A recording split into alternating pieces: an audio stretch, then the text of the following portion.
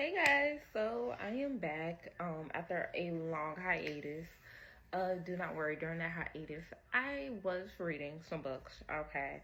So let's get into the books that I was reading during my hiatus, okay? The first one, A Knock Storm. And I am like, a what? A what? What? Okay, first of all, it was very good, especially when I went back and read Iron Flame. From beginning to end and everything like that. Once again, and then jump right into A Knock Storm. And let me just say, like, we always got that. Let me say, first of all, we always got that one character in the book that we just do not like, especially when it's a book series and the author is just killing characters off left and right, but they're not touching the one that we don't like, okay? That we can't stand, and we just picturing how his exit scene, okay? Now Rebecca, she did say that she says that she doesn't like plan like how like her book goes. Like she kind of lets the flow of what she writes take control and have all the control and everything like that. And that is more power to her, because me, I end up planning meticulously, and at the same time I kind of do let my stories kind of take a life of their own in a way. It's just a lot of thought process, a lot of inspiration when it comes to me and my writing. And I'm pretty sure it's the same with her. But yeah, I can't wait for book 4 to come out. Somebody said that some people were hinting that book 4 of the Empyrean series should be coming out in 2027. Now, I don't know when in 2027. I just know that I have a wedding in 2027, which is my own, okay? I'm already stressing out about that, like, yeah. But yes, like, but I read to get rid of that stress and everything like that, and obviously it helps me until like I have 2 characters that I love and who I end up stressing out about and everything. Okay, so yes, I'm stressing out about the condition and the whereabouts and what's going on with Xaden at this point. Okay, I love him. Somebody asked me, somebody who I work with who also read the book, she asked me how I think this whole entire series is going to end. If I think it's going to end happy, or if I think it's going to be a happy ending, and if I think that it's going to be a sad ending. I literally said, okay, so as far as happy endings go, some way, somehow, there is a cure for Xaden. Xaden and Violet end up together. They go on, have a bunch of babies, and live happily ever after. Obviously, that is a happy ending that I am pretty sure just about a lot of us wants. Okay. Another happy ending will be, okay, we don't find a cure for Xaden. But Violet ends up probably not even Violet, because I think I would cry if she would have to do this. But somehow Xaden does sadly perish. But Violet just goes on and everything like that. But little be known to us, like, you know, at some point during their thrust in the 3rd book, she was pregnant the whole entire time, and she has this baby and everything like that. That is also an acceptable ending, especially because both of those endings, they're able to take care of their enemy, of the main enemy, and everything like that, and everyone just has a kumbaya moment, which is how I feel like the world should be in real life, but we're not going to get into that. But yes, sad ending. They don't get what they need,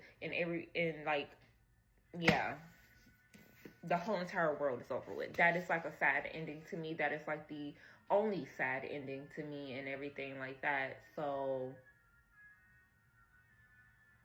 oh yeah, and if Violet dies, yeah. But I can't wait for the 3rd and 5th book in the Empyrean series, okay? Because, y'all, the way how I will be running to my local Barnes and Noble so fast just to pick up my copy, You was right. You was right. Like, I think that what I end up doing is that as soon as like the rumors of the book going on pre-order comes out, I am pre-ordering it and setting it up so that I can go in and get my copy. Oh yeah. Or like I literally just go there like front like up there early minutes before they open up to grab me a copy and everything like that, because pretty sure they should have some left over. Okay. The next book that I read after that is The Things We Never Got Over. Let me just say, okay, we have our girl.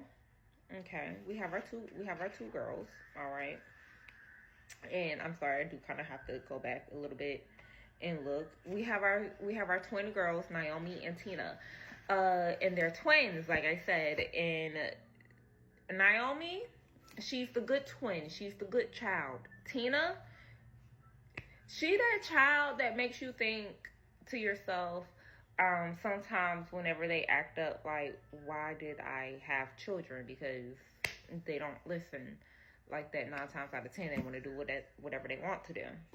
Every parent, I feel like I'm not even going to say every parent has had that thought.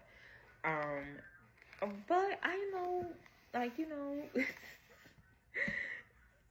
kids do try it sometimes, okay? Kids do try it. That's why I'm like, we need to give our good parents their snaps and everything like that. We need to also give our parents the snaps. Give the parents who, you know, kind of go through some stuff and say, yeah, like, this isn't for me. I have to get my look.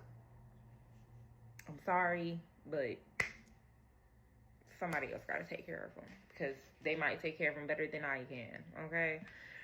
But yeah, Tina is in some trouble. Naomi, she just ran away from a wedding. And also, Tina has a daughter who she never told her mom or her dad or her sister about. This baby has been going about her whole entire life of 11 years thinking that, oh, the family on my mom's side is dead. I got a problem with that. But yes, and then we got Knox, our beautiful small town millionaire, who hit it big in the lottery, okay?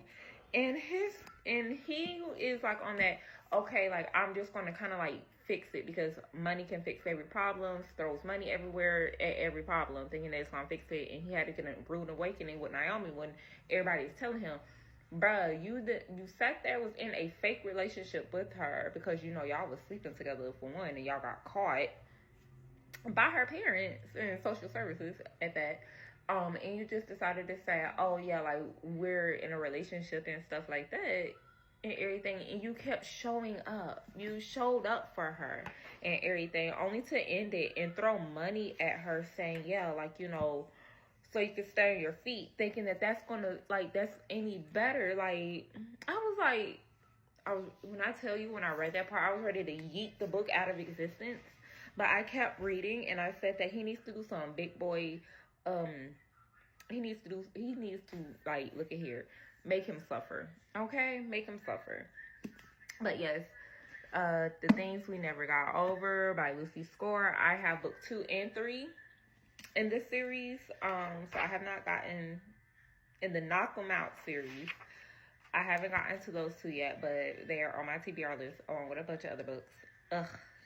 Tell me about it. And I'm buying more books this year.